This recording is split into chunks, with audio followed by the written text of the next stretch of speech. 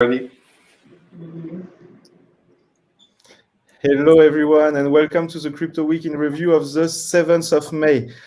Today, I have the pleasure to invite a really good roast of guests in order to speak about the actuality of crypto. So from the left to the right, we have Nicolas Chan from Refinable, Veronica Wong from SafePal, one of the best wallet, hardware wallet, Luca Constantino from Oasis Lab, if I don't get me wrong, and also Tim from the Arkane project.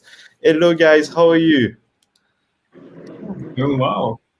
Doing well, Doing yeah. great. Always busy these days. Yeah, perfect.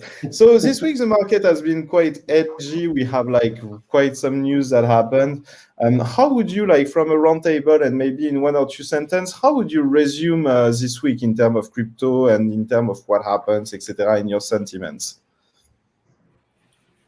Yeah, I can go first. So I think this week is super exciting. I think you have a lot of new all-time highs with Dogecoin and Ethereum, and you have a lot of new partnerships from from PayPal as well as eBay looking to go in. So I think I'm generally an optimist. So it's super good to finally see a lot of good action from existing companies trying to get in. And I think the more optimistic behaviors that we have, I think the better the future for tomorrow is going to be. Yeah, and we are seeing quite positive feedback from the community, and the bull market and the bullish atmosphere has been going longer than expected. New big players are entering the space, and ETH has welcomed the new all-time high. So yeah, it's quite positive week, and yeah, looking forward to the next one. Yeah, likewise. There's been a exciting week for the crypto market.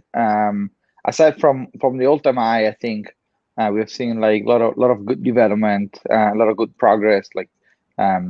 So yeah, the trajectory seems to be at a new inflection point basically every couple of months again. So that's very encouraging, especially for people who have been in blockchain for years now. I think this quarter is representing like a shift in the perception, usage, and development of blockchain.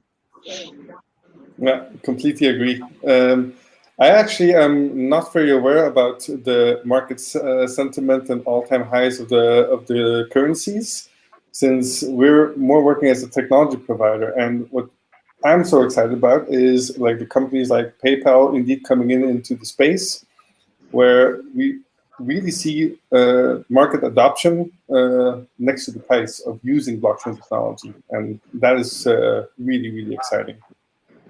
Yeah, let's go deeper about this news. We resumed a little bit what we were going to speak about in this round panel, I think, because it was the main point. The first point I want to discuss with you, because it's interesting, it's crunchy, it's about the Dogecoin ATH.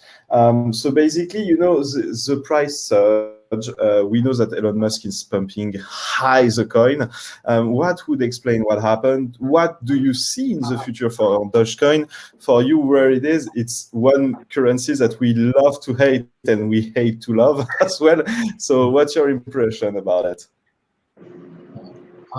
I guess I can go first again. So I think Dogecoin is such an interesting, experiment. It's essentially a social experiment, right? There's nothing much behind it, and it kind of shows sort of this example where the more people believe in something, the more real and the more tangible it gets. It's one of those, those psychology experiments where do you vote in to really gain benefits on a group level, or do you basically vote out to benefit your own individual wallet, right, with some other coins?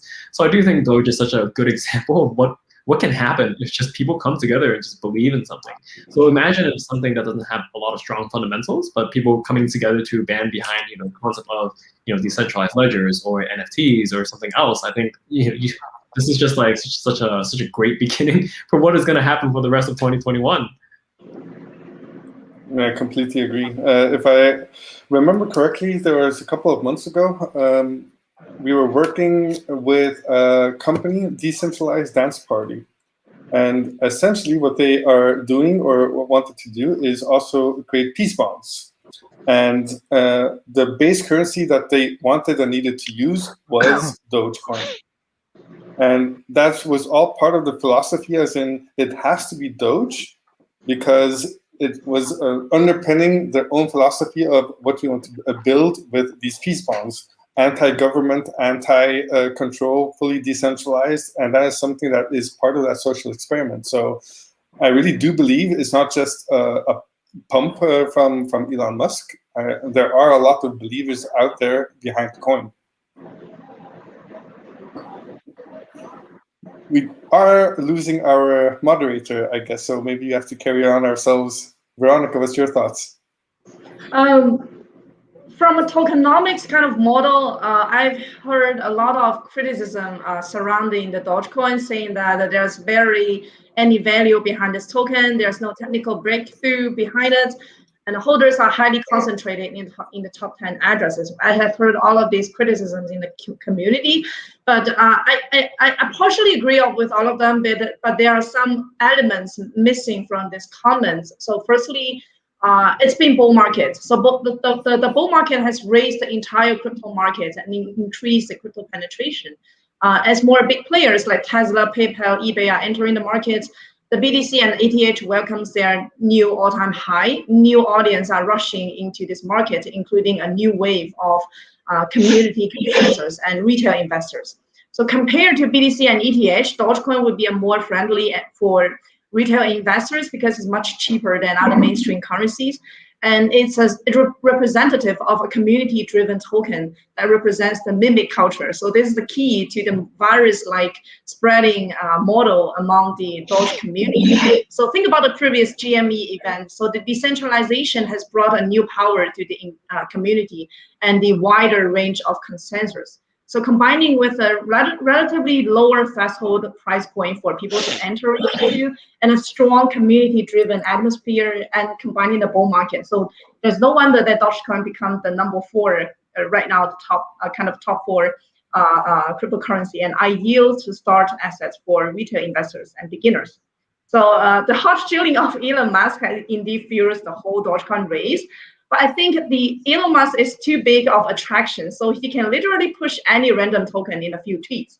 Like earlier today, Elon shouted in a tweet saying that he wants a Shiba pop. So suddenly a token called Shiba token was pulled like 10% off to the sky. So, but shilling is one thing, keeping it up is another. So we wait and see. So the popularity and price surge of Dogecoin is chemistry blending different elements. It goes way beyond the tokenomics. It's quite interesting, yeah. Yeah, I guess I have a question for it. I guess I can point this question to Luca. Is basically, Ether hits all-time high as well this week. So what are your thoughts on that? And essentially, are you more excited about Dogecoin reaching all-time highs or Ether? Yeah, I mean, you kind of already know my answer, right? Like I'm gonna say Doge for sure. No, just joking. No, for sure. Like Ethereum is an incredible project, right? And even if I work for another layer one, I think the adoption and the network and the capabilities that Ethereum is bringing, the ecosystem and the interoperability with other networks, whether it's driven by the foundation or whether it's driven by the community, it's impressive, right? We can spend hours talking about the limitations of Ethereum and why there are many more ways to add to what Ethereum has today via, like, for instance, like additional chains, additional layer ones, etc.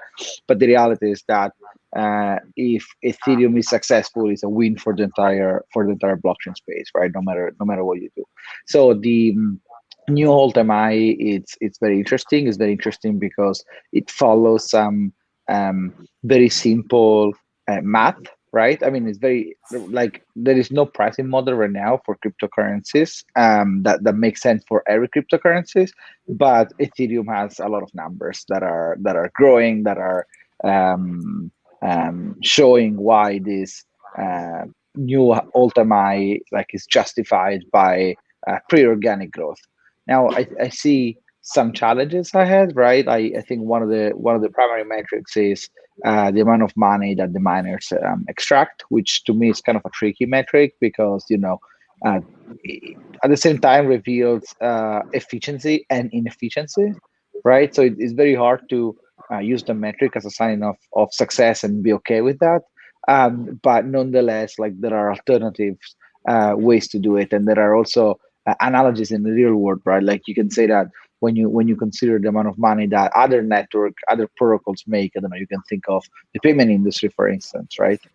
You can say, oh, this is like a good metric. The fact that Visa is settling more transactions and making more money out of that, it's a good metric. But you can also say, oh, like it's a tax on the internet, which is not the argument for people who are, it's a tax on the payment, which is an argument now that people are pulling sort of against Stripe, right? So you can make whatever arguments. I think the next evolution of Ethereum would be interesting because they will have to kind of like make the network more usable and fast and cheaper, while at the same time having to deliver more to justify even higher valuations. So that trade-off is going to be interesting to witness. There's probably like different routes where this can go. But yeah, it's going to be probably the most interesting crypto economics to witness in the next year or so. I'm reading the comments here. Nicholas, it turns out you look like CZ. That's a great compliment. I hope one day to actually look like CZ.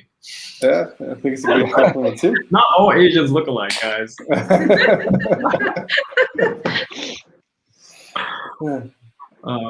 Well, I guess we have another question. The next topic of discussion, I guess we had planned, is really just about the big enterprise updates that we have from I guess PayPal as well as eBay. So I guess I can throw this question to Tim. So what are your thoughts on essentially eBay basically saying that they're open to accepting cryptocurrencies, as well as PayPal just talking about launching a stablecoin? I think this is finally where we're out of the early stages of blockchain and cryptocurrencies, and we're going to start into the early majority. These are big companies, very big companies. They need a lot of time before they can wrap their heads around the technology, before they can actually introduce it to the mass audience. And it's them coming in that we see the widespread adoption of blockchain technology.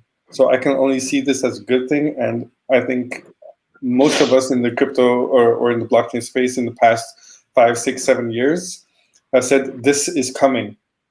And now finally, and we'll have to see, as in when will it really be used or available or brought to us by those companies, because you can say it and you can do it. Those are two different things though.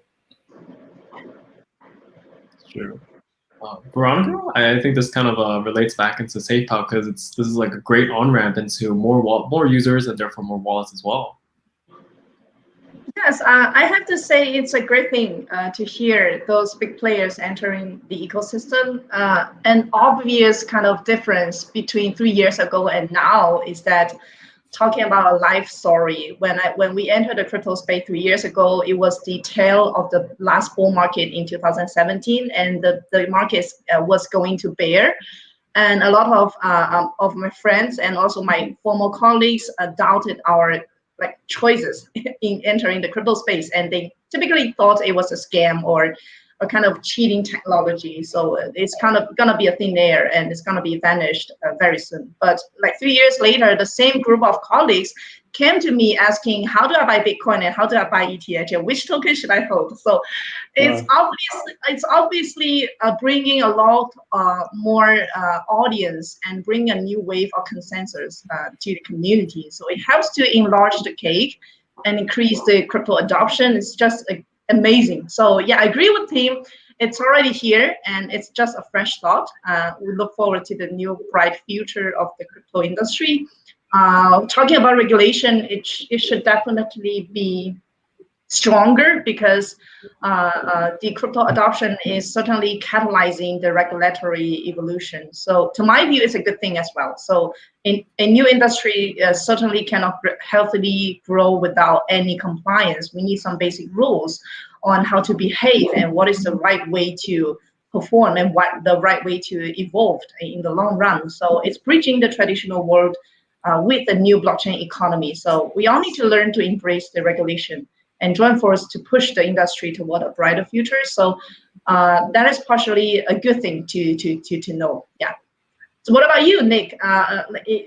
I guess it's a fresh start this year for Refinable, and like, what's your opinion on the new crypto adoption? I guess in the NFT crypto space, definitely crypto adoption is one major topic that we need to look into, right? Yeah, definitely. It's I always tell people that I think right now we exist at a very unique point in time where there's a lot of these macro factors in play that really help sort of introduce blockchain to people. I think right now people have a lot of time just because of blockchain. People have a lot of capital lying around because they're not spending as much. And people just have a lot of interest in NFTs. And I think NFTs is a great on-ramp for a lot of retail people to have a tangible use case for why or how blockchain plays into their lives. And I think right now all these three factors is a huge contributor to why people are actually looking into the space. They're looking at key opinion leaders like Elon Musk or whoever else. And I do think this is a great on-ramp into introducing a lot of people into blockchain via NFTs. And so I do think my team is at a very unique place where we are focusing a lot on figuring out a lot of the proof of concepts for how we can leverage NFTs to create tangible use cases for real-world people. And really trying to act as an on-ramp for a lot of people that have never engaged with cryptos before. I think I always tell my team that there's way more people who have never heard of MetaMask than people who have. That is a key point that people that work in the industry don't really realize. And so I think that is a huge untapped market for us. That is a market that I would like to educate and also let them know how to think about NFTs and blockchain in the future. And I think these few months is actually very pivotal because it's showing that people are actually building on top of these systems. There is general acceptance into the area. Of course, you mentioned regulations are coming in, which are all basically signs of this industry maturing. And especially in the NFT space, where I think regulations are still very questionable or a very gray area, I think it'll be super interesting to see how we actually come out of this. Yeah, let's keep it that way. People not knowing about MetaMask. Glad you're back. Dennis. Yeah, sorry. Like, I have to excuse myself. My connection crashed just at the beginning of the live, so maybe we're gonna have some surprise.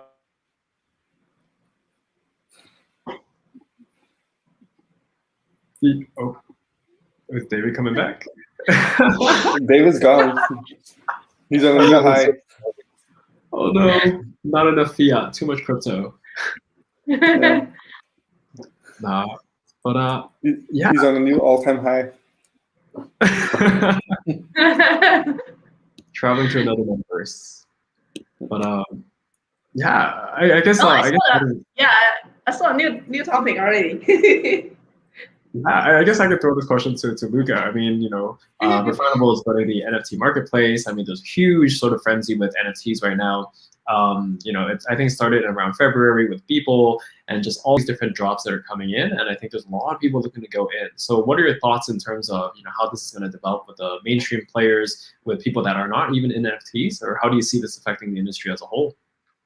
Yeah, I see maybe three possible developments for actually three effects that NFTs are definitely bringing. The first one is that I'm not gonna lie when I say that everyone literally in my network reach out to me asking about NFTs. Like for 2 weeks, you couldn't walk around without hearing the term NFT, reading the term NFT in your Amazon little display in the house, or on Facebook, on LinkedIn, even people working in many different sectors. You can think of art, you can think of media, you can think of collectibles again, just posting stuff about NFTs, educational pieces that were not backed by any economical incentive. So I think it has been extremely astonishing to receive calls from your mom saying hey, I read about this thing that is NTF. What is it? NTF, like stuff like that, right? So for the first time, it was kind of a conversation that was away from the technology, and it was more dedicated to the use case. And people started saying, "Oh wow, it's super cool! I can buy like that collectible of that sport team. I can keep it. I can be an owner of that. So that has been like a push towards adoption. But the second thing is that for the first time, some people have realized that blockchain is much more than cryptocurrencies, and is much more than money movement driven by speculation or some use cases. But people have been starting to appreciate this idea of ownership of certain assets, whether they're physical in a digital world or like digitally native, doesn't really matter. And the third one is that people are starting to come up with this connection between the real world and the blockchain, right? Those three things have happened in the space of maybe like 2 to 3 weeks. Now there are plenty of companies that are now being like either a marketplace for NFTs, whether they're general marketplaces or more curated marketplaces. That will be the next trend. But one thing that people, in my opinion, haven't really realized yet is the connection between the data and the NFTs, the information and the NFTs. And what I mean by that is, you can use the blockchain to peg a certain asset to a token. And so you can say, yeah, this token represents 1/10 of an invoice, or 1/10 of a PDF, or 1/10 of a collectible, or 1/10 of like sharing a company, right? You can create all these logics, but the part that people haven't realized is that the value that that token represent depends on the data very often. The data could be I don't know, like could be how much money a artist has made this week by streaming songs on Spotify. That determination of money to token value is going to be determined by the data. You can think of situations where you say, this token represents like a 10% of an invoice, and the content of that invoice is again data that will determine what that NFT is going to be worth, and what value is going to be accruing. And I think that's an extremely important way, because if you think of other situations where there are networks that allow exchanging information and money, right? Over time, these networks have become more powerful than the actual places where this money is stored, right? You can think of, again, the payment network versus banks. Now Visa has higher market cap than banks. So banks is what store the value, and Visa is what transfer information and money again. So when you start thinking of all these logics, the word of NFT becomes like even 10 times more powerful than what it looked like in the last couple of weeks, because it goes away from exchanging something in a static way and moving into a direction that allows to program really whatever you want and whatever logics you want, as long as you have this connection between the real world and the NFT via the data. So that's one of the concepts that we promote at Oasis and Oasis Labs. And so I'm very happy to expand on that if people have questions, or if someone want to reach out to me later. Did you guys hear the joke? If you walk down the streets in San Francisco and you shout out NFT 3 times, 10 VCs run up to you with a term sheet? But that is in fact a little bit true, because there are 1001 use cases with NFTs, and you see it with artists. Mm-hmm. No, go ahead, David. Yeah, if I can stay with my internet connection. But basically, for me, NFT, it's not only like a buzzword. It's not going to be something that's going to maybe, disappear or something like that. For me, the NFT didn't leave 1/10 of the use case yet. It's still a beta technology. We didn't put a lot of content inside of NFT at the current stage of NFT. We are really on beta mode. And to make an analogy, it's like the 2013 of Bitcoin for me, where it was an asset that was that you can represent. But for now, the use case were not all linked together. The system of marketplace, etc. And Nicolas, you know the subject better than me, is not as stable. And so for me, the technology of NFT will live its biggest year in the next year to come. Yeah. Yeah, it has so many potentials, right? We already see it being used as a marketing tool. So if you have a brand apparel from a specific influencer, what you can do is you can create the same shirts and hoodies in the form of NFTs. They send out the NFTs, and then they can have a redeem process. But all the fans that say, okay, I really want the physical item, they then swap the NFT for the physical item. But the fans that say, well, thank you for this one, but I already have a hoodie in my closet. I actually want to put this on the marketplace. That still provides value both to the brand because it exposes brand awareness to other fans inside the ecosystem.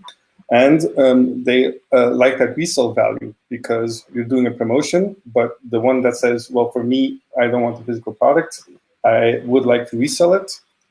Both the buyer or the receiver of the promotion and the promotee actually win. And that is one of the things that we see that is making NFTs so popular nowadays. Yes, and also the fact that you can combine, fuse later on the process. We speak NFT are really a gamification object, are really an object to trigger action and then action and then action and to get knowledge about someone.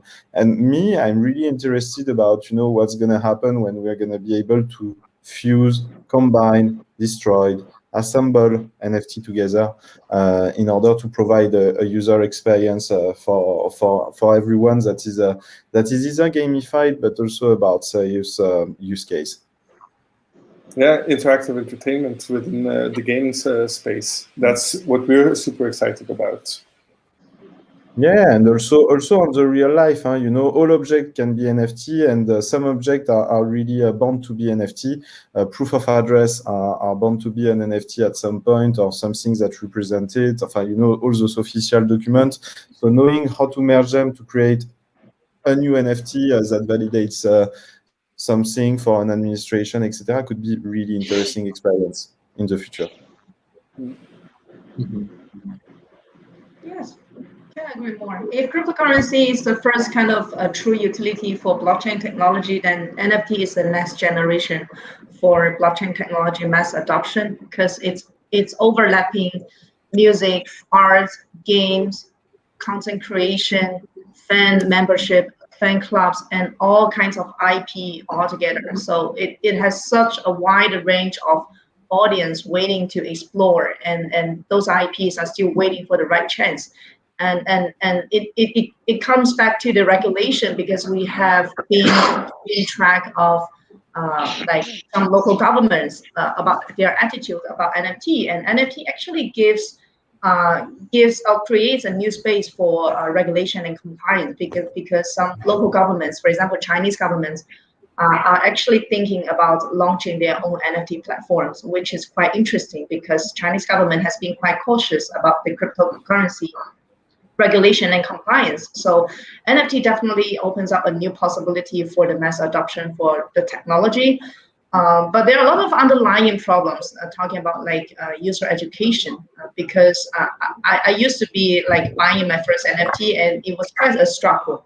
So for new beginners to own their first NFT, they have to suffer a lot of pains. So the user experience is like crazily terrible. So I kind of look forward to see if there's any platform who can blend a smooth user experience and also a decentralized manner in a perfect way, so that that would open up the bottleneck for user mass adoption. Because right now a lot of NFT fans have come to us asking like, how do I buy this? Like, what is a gas token? Like, what is the gas fee? There are a lot of technical know-how and knowledge background that is waiting to like be tutored to these new beginners. So this has become a new bottleneck for the NFT adoption. So we have also seen some platforms adopting centralized kind of mechanism like Nifty Gateway, but this has also opens up a new security concerns. Like in March, Nifty Gateway was hacked, like users losing their NFT assets. There's no way to trace it back.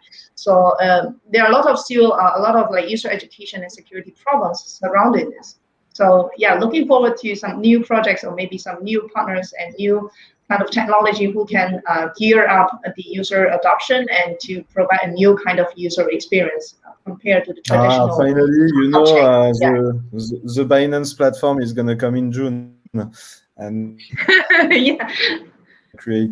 Looking forward to that. And that. When can we share more updates on this? I only see one PR post.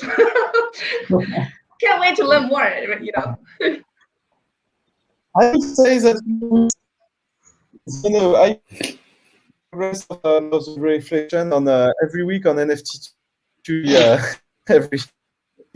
every day, and also we made an announcement yesterday about Alphonse Davis that's going to launch his own Binance on the NFT market. Sounds great. Wow. Sounds like a plan. I think it's my audio. You all. Excuse me. Tell me. I think David's just going to restart his router again. But no, I think it's super interesting that Binance is looking to go into NFTs. I spoke with the Binance team. You know, I think they bring a pretty good value proposition in terms of liquidity. I think Binance has access to so many users that are KYC'd, has a lot of liquidity on their platform. So I think it makes a lot of sense in a more centralized manner. But I do think this is more exciting in terms of once you really go into the NFT space, you realize that a lot of platforms have sort of a thesis in engaging with NFTs.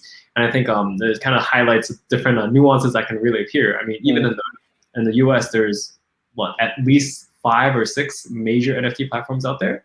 And I think there's more and more sort of market share to be had.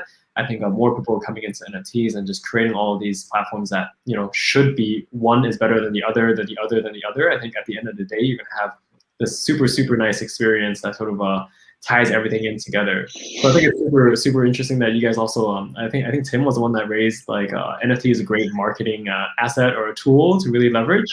And I think that is super, super on point with us. I think right now we're exploring a lot of special use cases with different brands. I think specifically, you know, even within gamification, right? There's always there's elements of using NFTs for storytelling. There's elements of NFTs for live events engagement. And I think there's always a question of, you know, I think Veronica touched upon this.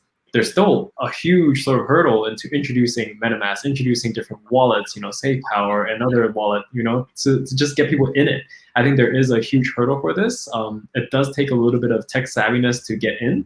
Not sure if my parents would be able to do it, but I think there's a lot of young kids that are looking to go in, and I think they just need a good experience and a good excuse to sort of guide them through the process. So I think that's a super interesting problem and problem that we're kind of facing right now. Don't you offer that at Refinable, Nicholas? Oh, say that again. Don't you offer that at Refinable as in a good onboarding experience? Yeah, so I mean, we do, but the whole point about the wallets, we don't offer a wallet solution, and so we still rely. We can help you out on that. Yeah, but let's definitely do it. I mean, we're already talking to the guys at SafePal, the gals at SafePal, and but so that's for a hardware wallet, right? Yes, hardware wallet, wallet link. Yeah, perfect medium to store your NFT asset. We should work all together. We'll give you the software wallet, logging with Google, Twitter, Facebook, or email, and that really solves that problem for user onboarding. I don't know if you know this, but with the Sandbox, which is one of the more popular games, we've onboarded more than 100,000 users for them in the past few weeks, months. So we onboard about 1,000 players per day for them. Awesome. So you guys are doing single sign-on with essentially software wallets. Yeah. So we did consider some of these wallet solutions as well. I think that is something that we're actually very interested in. But you know, on the flip side, there's always people that prefer having a little bit anonymous onboarding for whatever reasons. So I think we were trying to balance it out, but we're definitely interested in saying. But that's perfect, right? If you see what the Sandbox does, they have a sign-in button. And then they have MetaMask for the crypto savvy, and then they have the socials, Google, Twitter, Facebook, right next to it, and people can just choose whatever floats their boat. And 9 times out of 10, people choose Google or Twitter, and that's how they sign in, and then they create a blockchain wallet right out of the box while never leaving the application. And that's one of the key benefits. You want to stay within the application. Oh, definitely. I think that's something we're definitely interested in. I think right now the team is mostly busy on making sure our contracts are secured. I think they're already audited. I think I'm pushing out a couple more platform features. We're looking to do essentially our official launch in around 2 weeks, hopefully. Doing our community beta testing right now, so I think we're just making sure everything is stabilized before we engage more and more wallet integrations. But yeah, let's have that conversation after this. Indeed. I hear that you guys are going on Binance, if I read the chats. When Binance, when Binance, when Binance. I can't comment on these things. Come on, CZ, you can do it. Tagging him. I honestly think every Asian guy that comes on here, people are saying, "Oh, he looks like CZ." I think last time someone else on the Binance team was on here, and I was like, "Oh my god."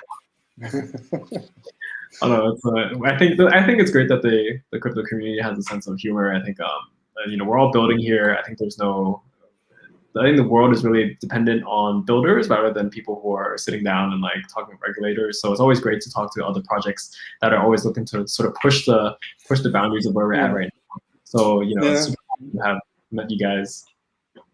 In all honesty, we are worried about regulation, but in the sense that we try to follow the regulation.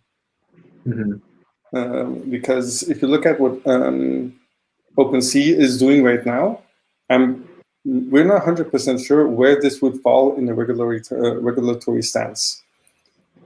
And what we want to see is how can you actually combine like coming in using fiat money and then having the correct ways to actually go from fiat to crypto and actually be trading these NFTs and these cryptocurrencies, where in the end that everything will eventually be a KYC and AML compliant. Because we are a custody provider, right, as a wallet service, and when we're then looking at it as in saying, how are you ever going to be KYC compliant when you're using something like MetaMask? Yeah, I think we run into some of those issues as well. I think we are having some of these conversations with our legal team as well on how to exactly do, like, because our company is mostly based in Hong Kong, and so if we're doing sort of NFT transactions, our users can be anywhere in the world.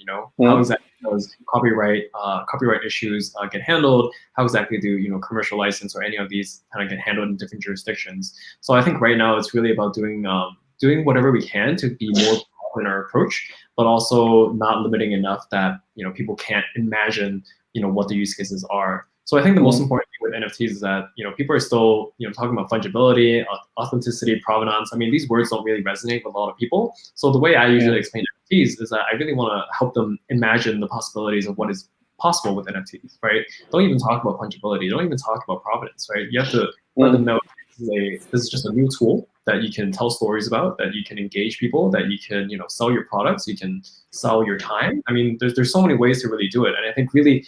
I think the worst thing that we can do is really start capping the imagination of what is possible with these things. And without the imagination, then there's no point in building a lot of these things too. So I think that's sort of the approach that we take when it comes to adhering to regulations. So if they do come in, I will definitely comply. But I think right now it's just about, we need to start tickling imaginations all around the world about this. Yeah, completely true. Yeah, sometimes I wish we were not in Europe. One advice about regulation, since I'm here, basically, as long as it's not regulated, go really fast on the project, invade the space, and after regulations will gonna come with guidelines that you're gonna adapt. But you need to not hesitate when it's not written, is that you have to go there and create the rule yourself in order then that regulation come and adapt the space. Too much people wait for regulation to be written to then do stuff inside the space. Sometimes it's the opposite direction, and the technology proved us that. Yeah, that's a very good feedback indeed. We're in that gray zone, right? Europe, AML5 directive that we need to adhere to.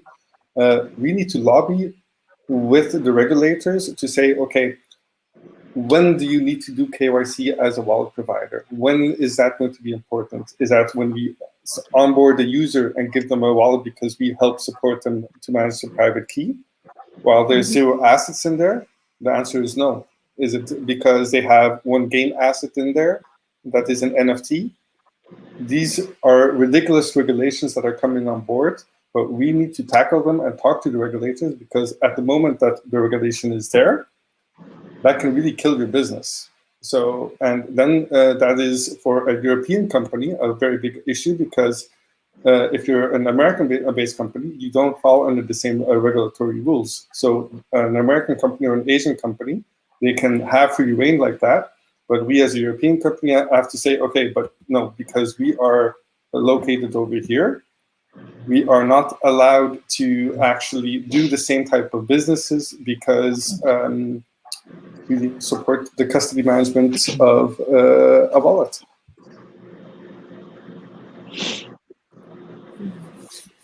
But yeah, that's a little bit off topic. Structuration can help many problems on that. Huh? I'm gonna just say that. Okay, I'm gonna go a little bit on the Bsc community updates. What are all your updates, Veronica? I think you've made some great progress on SafePal. What is next for you? What are the next steps for you? Our user base has been growing exponentially since this January. I guess thanks to the bull market and also thanks to a few kind of successful campaigns that we have launched. So right now, our kind of hardware wallet sales has been covered to more than 145 countries, and the app downloads has exceeded 2 million. So we, in the first 3 years, we have completed every milestone that we have planned for ourselves. Including supported a bunch of blockchains, multi-language, cross-chain swap, in-app trading, buy crypto feature, and dApp store. So we started with the mission of enabling people to secure and grow their crypto assets. So we spent 3 years to complete the first half. So let people to secure and manage their crypto assets. So in the second half of this year, we are going to explore how to let people grow their crypto assets. So a lot of SafePal fans have known that we are actively working on the SafePal Earn. It's a new type of in-app APY aggregator to enable people to browse, to filter, and to participate in different DeFi and CeFi projects without leaving the app or without jumping into a third-party dApp. So this will be our primary focus in May and June. Along with it, we are also prepping for more blockchain support and wallet open source program. And also together, we're looking for more partnerships with prestigious kind of projects and new partners in the crypto space like Refinable, and definitely looking to work with Oasis and also Arkane. So it's quite interesting to see for the coming later half of this year. And we are also doing active experiments in the crypto space. So stay tuned. Cool. Any other guys want to speak about the update? Nicolas, I think you talked a little bit, but do you want to go deeper? Yeah, so I can give a little bit of update from our team. So we finished our token generation event, I think around a week and a half ago. So right now the team is just very busy on our private beta, making sure everything. We're planning to essentially launch somewhat of a public beta, basically making sure that groups of users are coming in at a time, so we're not overloading our platform. And hopefully we're going to lead up to our official launch in around 2 weeks.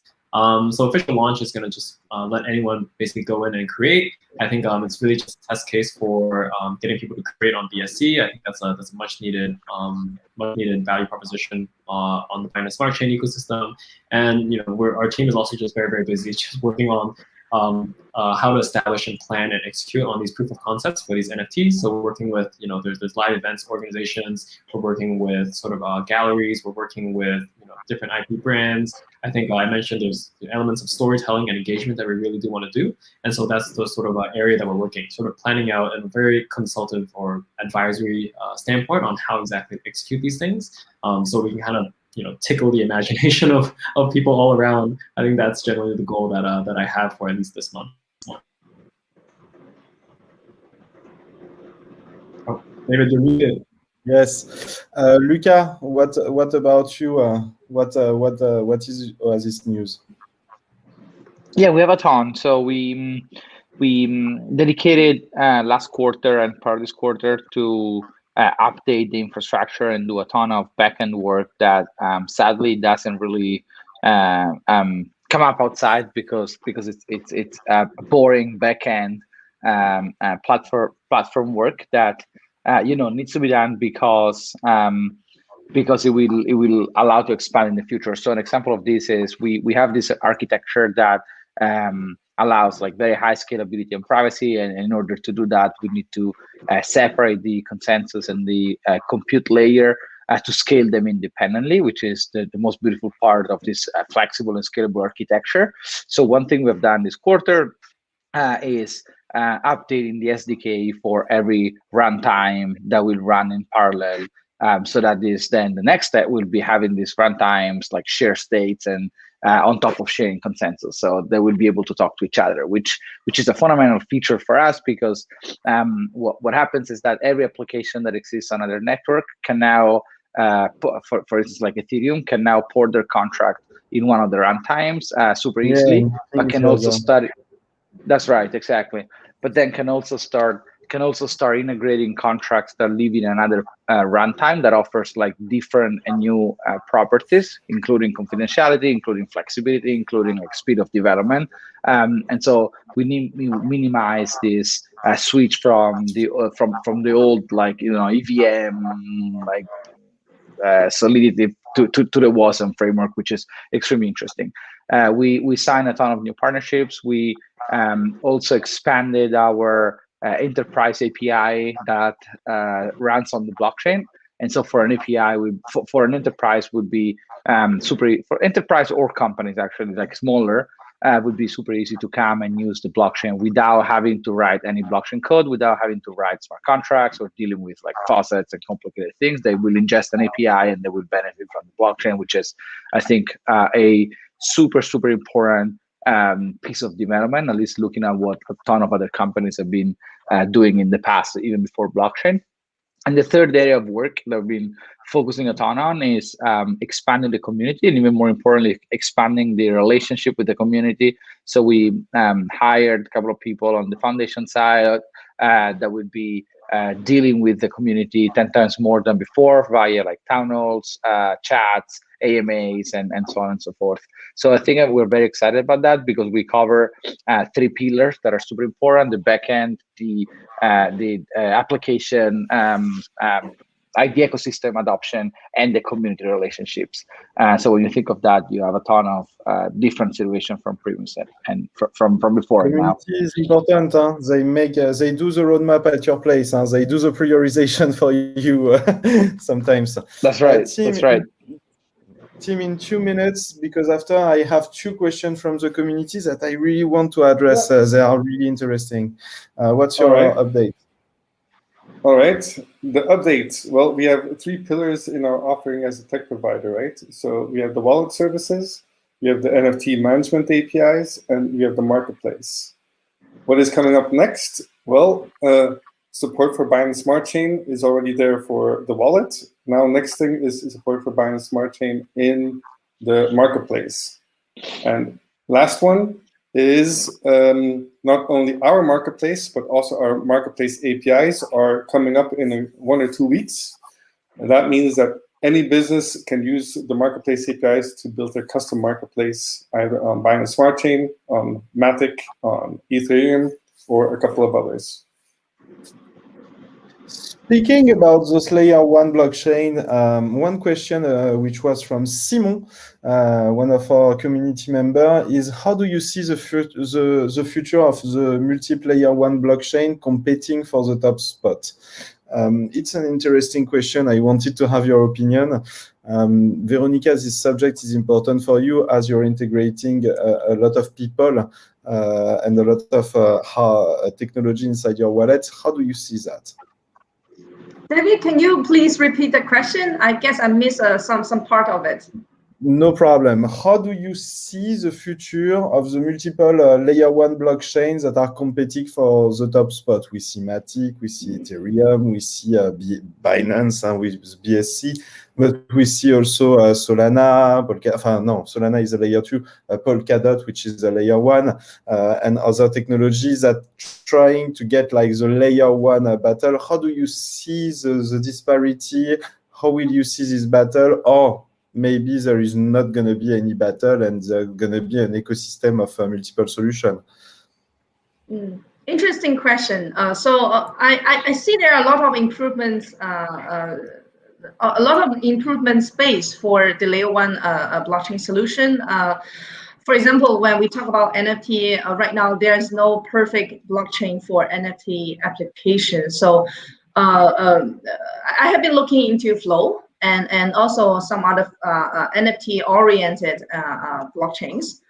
They provide a brand new kind of model of gas fee model of the enterprise-facing features.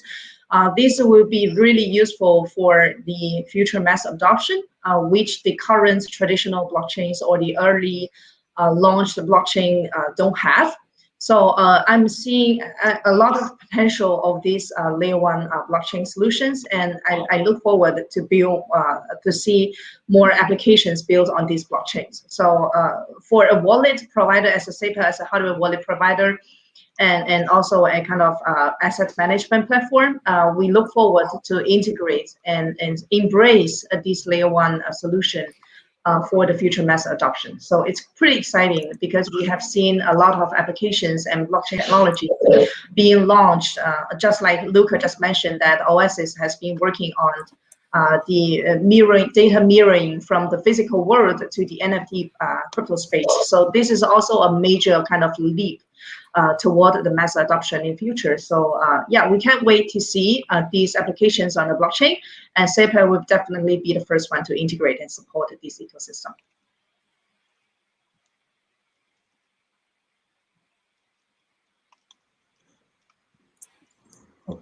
Yeah, so I can add on to what Veronica mentioned, because I think Veronica mentioned sort of different ecosystems for, I guess, transacting on NFTs. So I think Flow is super interesting, and at least from a project standpoint, Refinable is really a chain agnostic.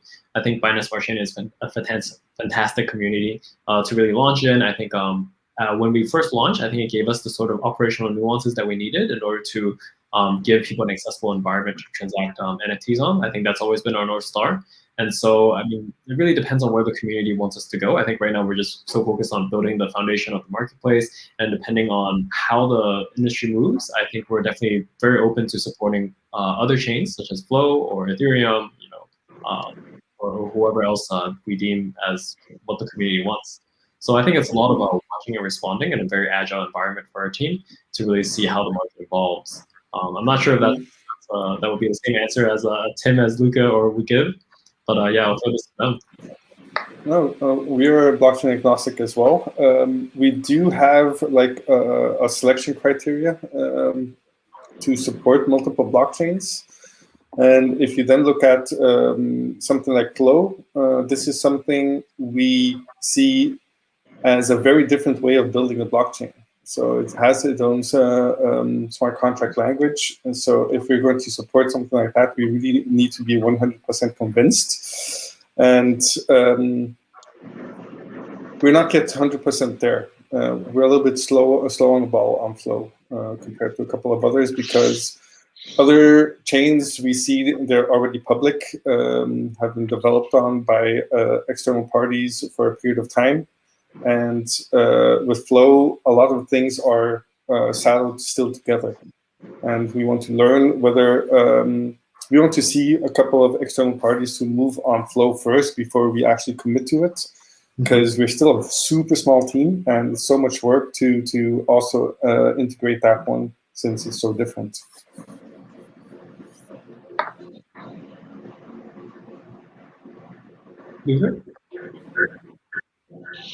Yeah. Touch upon this story before, but I think Veronica pick up on that. And yeah, again, I think that that I want to stress is that the role of data and information in this expansion of the current state of tokenization of assets is a trend that I would bet on, because it allows a new set of possibilities. I think David before said NFTs haven't even captured 1/10 of the possibilities and the use cases, and I think even that is very optimistic, because I think 1/10 is kind of like, if we were at 10% of the market, we would be almost late, right?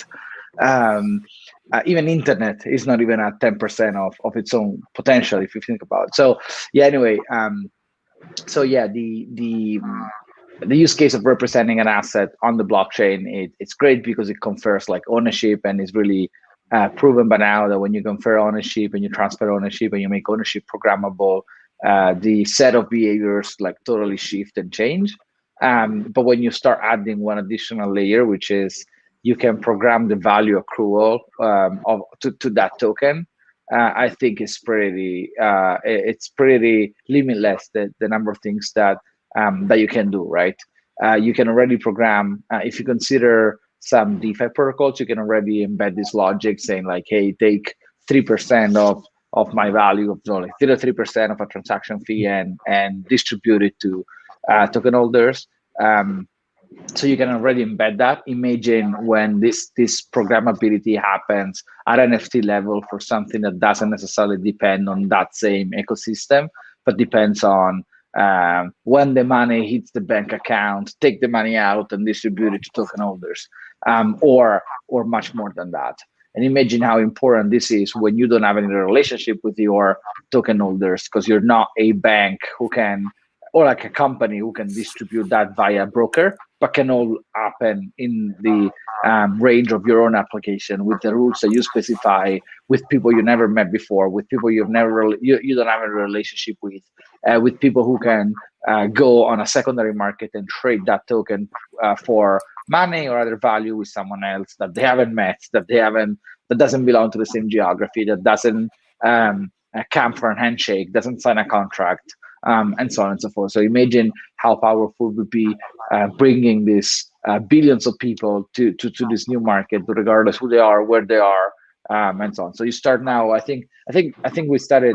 The first question was like where we are with the market, and I think the part that excites me the most is that all these use cases now come to mind. They didn't come to mind like 6 months ago. They were not clear. Now everything is possible. This is really exciting to me, to us at Oasis. It really informed our product decisions, and it really informed the way we're thinking of the next step and the timing of blockchain. You know, that long story that blockchain is going to take off in 5 years. Now maybe it's come to like 2 years, and maybe like even less than that, because we're now seeing like the real adoption coming to the blockchain.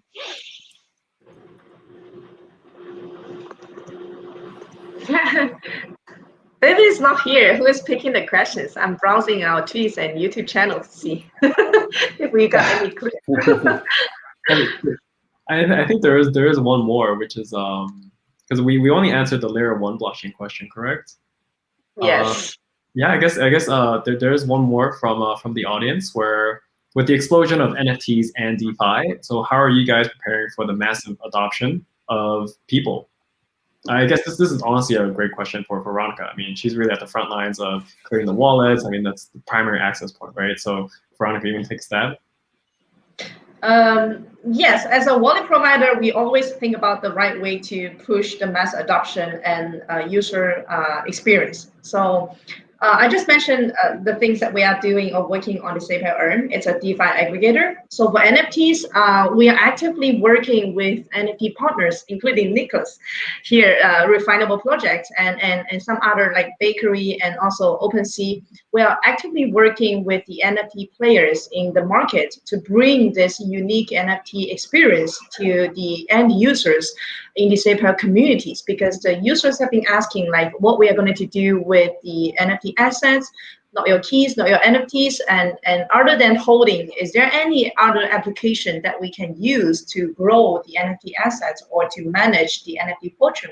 So these are the unique topics that we need to look into. So for now, the best we can do is that we need to support as many kind of NFT specialized blockchains and dApps as possible, including Refinable, including Flow blockchain. We're also looking into that. So we are eagerly looking to bring this user experience to the users. And also, I'm very interested in the topic that Luca mentioned, that is to bring in the physical data, migrating the data from offline world or from the traditional world into the crypto space. This will be a huge another layer of possibility for mass adoption, because talking about real estate, talking about a share of your house, a share of your artwork, a share of anything, any physical thing. It could be an NFT, a special NFT for you to hold in the wallet. This will open up a new possibility for mass adoption if we successfully migrate all this data and information to the blockchain. So this is also another topic that we internally has been discussing about. And we can't wait to see like what OSs can deliver, and we are actively looking into your progress and to see if a wallet provider can integrate this kind of solution or service into the wallet so that every user can are able to enjoy this kind of convenience inside the wallet. And I'd say one other thing that I found extremely exciting about this connection between like the data and the NFTs and the wallets, right? Is that so there are, like, if you think of the world of oracles in blockchain, right? There are ways to bring the data, the off-chain data on chain, and to use them within the context of smart contracts, etc. But and by the way, this is great. And in fact, like companies like Chainlink or Teller or some other oracles are seeing momentum. The part that is extremely interesting to me within the context that Veronica explained is that the wallets will possibly become everyone's banks, and that would be the origination point for like transactions and from owning the money, from like investing your money, from participating into other financial products or protocols all over the combination of different blockchains. And so if you start thinking about this world where you have your money, your keys in your wallet, and you can integrate protocols as the wallet wants, and if the protocol is not there, you can still interoperate your money in your wallet with that certain protocol, and then you start embedding this idea that companies could start raising money under a more regulated framework than the ICO, who brought a lot of good and bad. You now start integrating these ideas, and you now start overlaying overlapping these money Legos. And so you have wallets, you have investment products, then you have investing in like new projects, startups, etc. Then you have the ability to buy tokens that represent not necessarily like pieces of ownership of a company, but maybe like royalties into the success of an early stage artist. And then you have the 1% value accrual forever for the revenue of the project via programmable token, without writing or without signing any single contract, and everything happens from the wallet as your central point.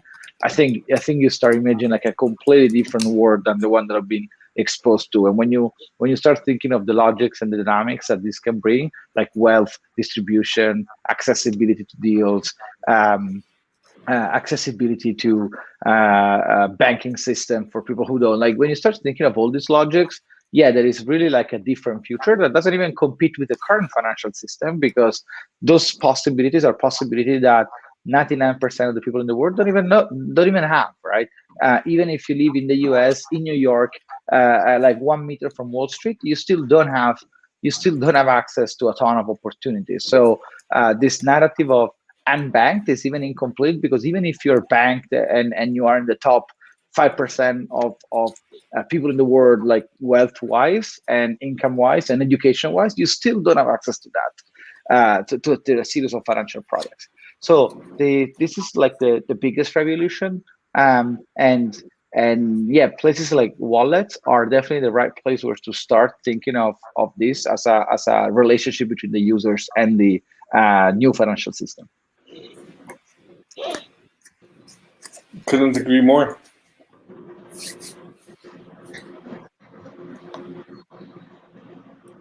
Cool.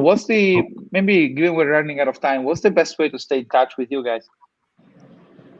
Yeah, I think the best way to stay in touch with the Refinable team is really on Telegram or LinkedIn. So we can definitely reconnect on email. For any updates, just Telegram and Twitter are basically the most up to date for our team. Yeah, for us, it's for me personally, Telegram at Tim Dierckxsens. We don't have a Telegram group or community yet, but we do have LinkedIn and Twitter. No Telegram. No Telegram. Well, we also don't have a token or anything. Mm-hmm. So we're more a tech provider, B2B service. So.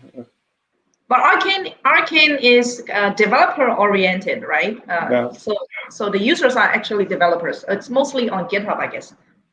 Well, it's B2B2C, right? So the developers have a choice, as in what do they want to build? Do they want to build a white label cloud solution and build their own custody solution, or do they want to use our wallet with a single sign-on approach? So yeah, we do have 170,000 end users at the moment. So that grew from last year 3,000. So. Wow. Bull run. Yeah, but it's supporting these different game studios and different companies, right? And now with the addition of our own marketplace on top of that, we have like the two things working together. As in the companies, they say, okay, I want to integrate the Arkane wallet. And the only reason why we actually created an NFT marketplace was we were talking to OpenSea for 6 months. And we needed a marketplace to support the wallet adoption.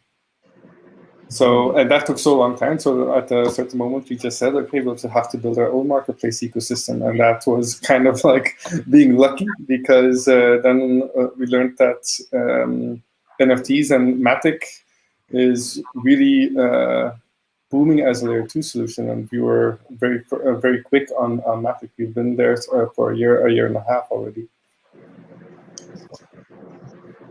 Yeah, Luca, where's the best way to stay in touch with you and your and Oasis?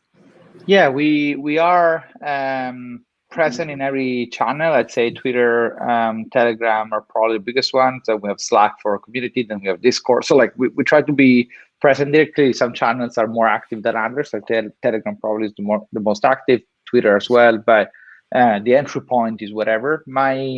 I try to stay active on Twitter as well. So I try to give updates and try to read there. So my handle is in this name of this video chat. So that's one. And then we do a lot of events. So there is a first community town hall coming up in a week. So next Wednesday. So you can go on our Twitter and register there. That will be the first moment where we have this broader update for the community, which is very exciting. And yeah, so that's it. Last but certainly not least, Veronica. Yeah, we're mostly active on Telegram and Twitter. And also email. We've been handling like tons of emails lately. A lot of crypto. I have to say, in the bull market, there are so many newbies out there, and 80% or nearly 90% of the ticket that we have received are asking about like, what is private key? What happened if I lose my password, lose my seed phrase? So yeah, I personally have been struggling with all of the customer support lately. So if you want to reach out to me, probably send an email to support. I probably would be the person behind it, replying all of the tickets together with the CS team. Yeah, so mostly on Twitter and Telegram, yeah. I don't think you're the only one with that issue. I think CZ has made it his life's mission to revamp Binance's support model, so yeah. I think you're in good hands too. I guess apparently my doppelganger. But yeah, I guess that's it for everyone. So shall we wrap up? Yeah, I think so. Yeah. I think so. Nice chat. Well, wow, it was nice talking to you guys. So I guess that wraps up for this show. All right. Thank you. Thanks for joining. Bye-bye, team. Bye-bye, Luca.